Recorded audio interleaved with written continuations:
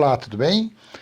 Porque já vai fazer 2000 anos que não existe mais templo de Deus na terra, porque não existe mais igreja, como nunca também existiu, igreja de pedra, porque não há necessidade de se reunir como igreja. Isso já não é nos dias de hoje. Já vai fazer 2000 anos, desde o ano 70, não é 1970, desde o ano 70 para cá, nada disso tem mais sentido. Por quê? O templo que havia em Jerusalém, que os judeus dedicavam a Deus, caiu no ano 70, foi destruído. Igreja de pedra, de parede, nunca existiu. Mas nos dias de Paulo, eles se reuniam como igreja. E o porquê não tem sentido se reunir como igreja nos dias de hoje? Volto a repetir, já vai fazer 2000 anos. Do ano 70 para cá, não faz mais sentido. Você entende? O templo foi derrubado e o templo que havia em Jerusalém, nós, gentios, nós não judeus, não podia entrar. Porque para o judeu, se um gentio entrasse no templo, estaria profanando aquele local. Seria algo imundo adentrando aquele lugar. Por que Paulo se reunia como igreja? Para espalhar, para evangelizar, para anunciar aos gentios e, claro, alguns judeus que passassem pelo seu caminho, o evangelho. E o evangelho nós sabemos que é Marcos capítulo 1, versículo 14 e 15, evangelho é o reino de Deus. Então, as boas notícias do reino de Deus, que estava próximo. Então, por isso que eles se reuniam como igreja naquela época, para fazer isso. Mas esse evangelho que Paulo pregava, que Jesus pregava, esse aviso do reino de Deus próximo, aonde é que ele foi estabelecido? Quando é que se cumpriu esse evangelho? Apocalipse capítulo 11, versículo 15. O reino passou a ser de Cristo. Todos os reinos passou a ser de Deus. Você entende como que é? Então, não existe mais a necessidade de se anunciar as boas notícias do reino de Deus que está próximo, porque ela foi estabelecida. Você consegue entender? E quando você vai para o capítulo 14, versículo 6, veja que o evangelho pregado por Paulo, quando ele se reunia como igreja, esse evangelho nunca foi pregado dentro do templo, porque no templo só entravam judeus e eles acreditavam só em Moisés, nas leis e só ali. Quando Paulo se reunia como igreja, então esse evangelho nos dias de Paulo estava vivo, estava necessitando ser transmitido. Mas quando você chega em Apocalipse 11, 15, Apocalipse 14, 6, você vê que esse reino de Deus que Paulo e os irmãos ali estavam aprendendo, estavam espalhando aquilo, ele se tornou eterno. Você consegue entender? Por quê? Porque ele foi estabelecido entre o ano 66 e a metade do ano 70 DC, durante o dia do Senhor, que durou 3 anos e meio. Foi nesse período, nessa época, que foi dado fim ao templo, que ele caiu no ano 70, foi destruído o templo dos judeus, e foi dado fim à necessidade de se anunciar que o reino de Deus estava próximo, porque ele foi estabelecido e ele se tornou um reino eterno. Ou seja, se cumpriu o quê? Daniel capítulo 7, versículo 14. Um domínio eterno, um reino que nunca se acaba e que todos os povos, todas as nações, todas as tribos faziam parte disso. Começaram até a fazer parte, até os gentios, que para os judeus era um povo afastado de Deus, era um povo que não tinha Deus no mundo.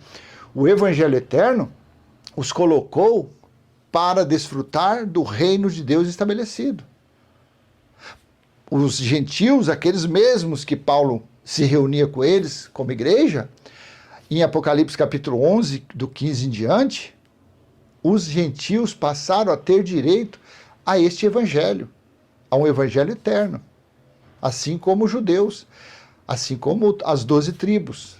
Então, pergunto a você, qual a necessidade de você hoje se reunir como igreja? Ah, não, eu sou diferente, eu não prego nada de igreja, eu não prego Moisés, eu me reúno como igreja e tal. Mas qual a necessidade? Você vai se reunir como igreja nos dias de hoje para anunciar o quê? Para pregar o quê? Para espalhar o quê? Veja, é uma questão só de coerência, é uma questão só de entendimento bíblico. Apocalipse capítulo 21, versículo 3, assim disse Cristo, o que estava sentado no trono, eis o tabernáculo de Deus, eis o tabernáculo de Cristo, eis o templo de Cristo, eis a igreja de Cristo com os homens, onde o próprio Deus, naqueles dias, disse, habitará. Ou seja, no ano 70, quando foi consumado o juízo, quando foi finalizado o grande dia do Senhor, o resultado desse julgamento, o resultado dessa sentença foi exatamente isso. O templo espiritual de Deus estabelecido nos seres humanos, onde o próprio Deus está. Deus é Cristo, onde o próprio Cristo está. Então, vai fazer 2000 anos que não existe mais templo de pedra dedicado a Deus pelos judeus, foi derrubado o último. Já vai fazer 2000 anos a ineficácia, a nulidade, a obra morta de se reunir como igreja. Isso é uma obra morta. As pessoas hoje em dia se reúnem nesses lugares, nessas chamadas igrejas, as pessoas se reúnem em um salão, nós estamos reunidos como igreja, tudo isso, sabe para quê? Para uma confraternização, para uma congregação carnal, inútil, porque essas congregações, essas reuniões, o que fazem elas? Afastam as pessoas do conhecimento do verdadeiro templo de Cristo que é espiritual e que está em todas as pessoas. As pessoas ficam iludidas dentro das chamadas igrejas, vamos buscar o Espírito Santo, vamos fazer um holocausto, uma oferta, vamos devolver a nossa 10ª parte para Deus, e balalá, vamos passar pelo batismo das águas, vamos comer o pão e beber suco, porque se não fizermos isso, nós não temos comunhão com Deus. Tudo obra carnal, tudo doutrina de homem, não tem eficácia nenhuma, não surte efeito nenhum, a não ser a escravidão. Vamos nos reunir como igreja no estado tal, na cidade tal, no bairro tal. Para quê? Para acobertar, para colocar dentro de uma cabana o verdadeiro entendimento do livro do Apocalipse, o verdadeiro entendimento de Cristo nas pessoas. E ocultam, escondem com essas reuniões fúnebres, com essas reuniões arcaicas, com essas reuniões de museu, fazem o quê? Afastar as pessoas do verdadeiro conhecimento. Porque se você ler Apocalipse capítulo 21, do versículo 1 ao 6, você vai ver no versículo 1 que João estava vendo um novo céu e a nova terra. Porque o mar já não existe, ou seja, a história dos judeus, dos hebreus, tudo aquilo ficou para trás. No versículo 2, eis a nova Jerusalém de Deus descendo, a Jerusalém espiritual, porque no ano 70, a terrena foi quase que totalmente destruída. No versículo 3, Cristo diz, eis o tabernáculo de Deus com os seres humanos, onde o próprio Deus habitará. O cumprimento, nada mais nada menos, do Vale dos Ossos Secos, Ezequiel 37, versículos 26 ao 28, foi o cumprimento. Já não haverá luto, não haverá choro, porque as primeiras coisas, essas coisas antigas se passaram. No versículo 5 diz, Cristo, sentado no seu trono glorioso, eis que faço nova todas as coisas. Meu Deus, para que uma palavra mais fiel, uma palavra mais atualizada do que essa? Algo dito lá no ano 70, no final do juízo, no final do dia do Senhor, eis que faço nova todas as coisas. Como que pode uma pessoa estar se reunindo como igreja achando que está atualizado? Como que uma pessoa dessa? Uma pessoa que fica 24 horas falando só de Paulo, Paulo, Paulo, Paulo, Paulo. Mas no versículo 5 de Apocalipse 21, Cristo diz, eis que estou fazendo nova todas as coisas. Foi tudo renovado, ocorreu a regeneração, assim está em Mateus 19, 28, quando Jesus de Nazaré disse a Pedro, aos discípulos, vocês que estão me acompanhando, quando na regeneração, quando o Filho do Homem se assentar no trono da sua glória, vocês se assentarão em 12 tronos para julgar as 12 tribos de Israel, ou seja, na regeneração, na renovação. Tudo foi renovado. E o versículo 6 de Apocalipse 21, que é exatamente um checkmate em toda essa história de se reunir como igreja, e toda a história de buscar Deus em templo, buscar Deus em montanha, buscar Deus na madrugada, fazer oração, jejum, e balá, balá, balá, balá. Disse-me ainda, está tudo feito, está cumprido, está realizado, está finalizado. Abra sua Bíblia e confira, Apocalipse 21, 6. No 5, estou fazendo nova todas as coisas. E no 6, está feito. Ei, cabeça de bagre, está feito. Cristo no seu trono glorioso, ele quis dizer, vocês que estão aí se reunindo como igreja, não precisa mais, porque o reino de Deus foi estabelecido na terra, o reino de Cristo foi estabelecido na terra, tudo foi consumado, tudo foi realizado. E o pior, deixei para o final, que os pregadores da graça, querendo ser diferentes dos católicos, dos pentecostais, eles estão exatamente fazendo aquilo que eles fazem, ou seja, estão em um altar, atrás de um púlpito, algo que Esdras, o escriba, fazia leitura da lei de Moisés em cima exatamente de um púlpito, Neemias 8,4.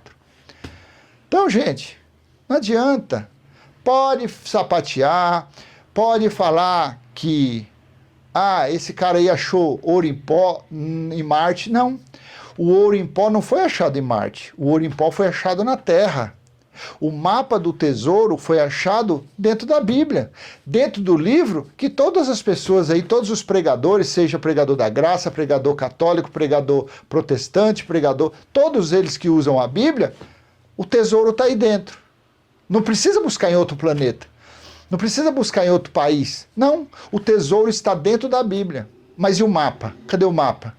Quem tinha o mapa? Ninguém tinha o mapa. O mapa estava oculto. O mapa estava escondido. Aí, pelo menos nessa região que eu conheço, a mim foi dado o conhecer de Apocalipse 1, versículo 10. A mim, Cláudio Mendes. O que foi o grande dia do Senhor, foi o grande juízo de Deus, porque a partir do momento que você entende Apocalipse 1:10, você entende todos os 22 capítulos do livro do Apocalipse. Você entendendo o livro do Apocalipse, você entende toda a Bíblia, os 66 livros. A mim foi dado esse conhecimento de Apocalipse 1:10. E graças a Cristo, hoje, tem milhares de pessoas conhecendo Apocalipse 1, versículo 10. Quando João disse, eu fui arrebatado no Espírito no dia do Senhor e ouvi uma voz como de trombeta, que era Cristo falando com ele, foi quando Cristo voltou. Então é graças a esse capítulo 1, versículo 10, que nós apresentamos o Evangelho Eterno.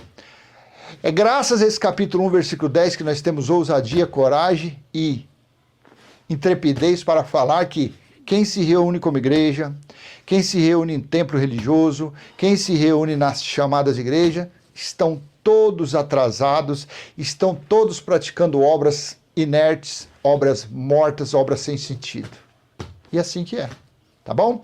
Então vou deixar essa pequena e humilde mensagem com você, e se foi útil, curte, comenta, compartilha, se inscreve, ativa o sininho. Se quiser contribuir com o nosso canal, vai lá na descrição, tem lá o Valeu Demais, assista mais vídeos e vamos em frente. Vamos em frente, passando o nosso simples e humilde entendimento. Se você quiser aceitar, seja feliz. Se você não quiser aceitar, seja feliz do mesmo jeito, porque afinal de contas, Jeremias capítulo 31, versículo 31 ao 34, Hebreus 8, capítulo 8, versículo 10 e 11, Deus disse, Cristo disse, depois daqueles dias, ninguém precisa falar mais de mim para ninguém, todos me conhecerão, desde o menor até o maior. É o que acontece hoje. Você chega numa prostituta, você acredita em quem? Em Deus. Eu não acredito na religião, eu acredito em Deus. Você chega num pedreiro, você acredita em quem? Eu acredito em Deus. Mas eu não vou em religião nenhuma. Você chega num homossexual, você acredita em Deus. Você chega num traficante, num ladrão, acredita em Deus. Porque está na mente, a pessoa já nasce no berço, aqui dentro. É que no decorrer da criação, aí vem os pais ateus, né, que muda, aí vem os pais católicos que mudam, vem os pais protestantes que mudam. Mas no início de tudo, a criança não tem religião, a criança não tem dogma, a criança não tem vícios, não tem costumes, não tem nada. Não tem doutrinas.